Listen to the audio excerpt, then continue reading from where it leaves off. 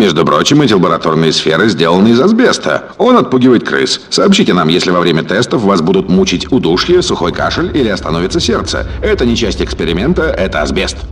Отличные новости. Лаборанты сказали, что симптомы отравления асбестом находятся в скрытом состоянии в среднем 44,6 года. Так что если вам за 30, радуйтесь. В худшем случае пропустите несколько партий в бридж, а наука продвинется на 300 лет вперед. Я ввел эти цифры в калькулятор, в ответ он показал счастливую рожицу.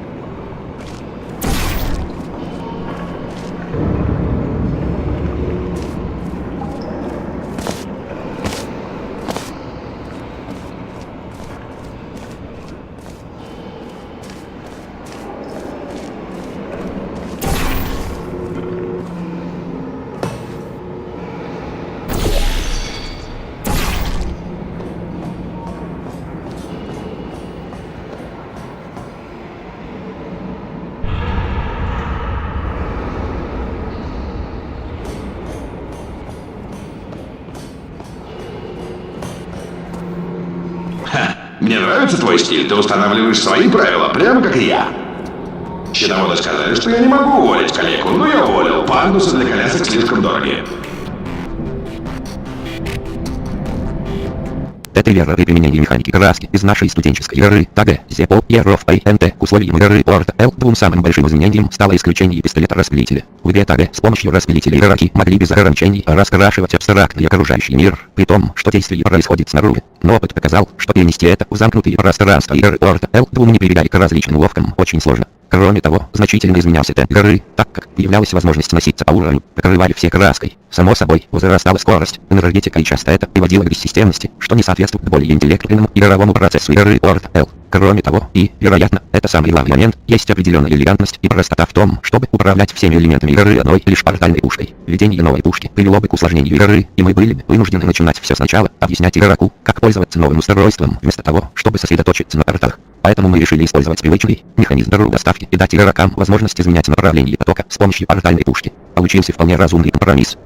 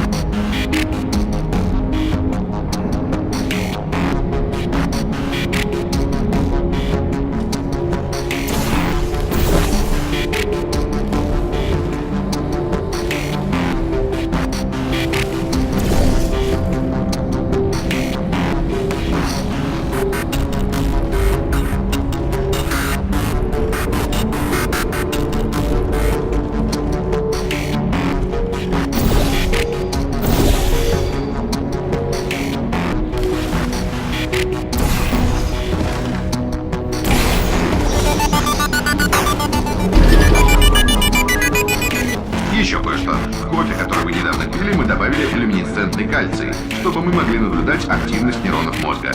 Существует небольшая вероятность, что ваша лобная доля затвердеет и превратится в стекло. Не нужно об этом думать. Визуализация процесса в условиях стресса может спровоцировать эту реакцию.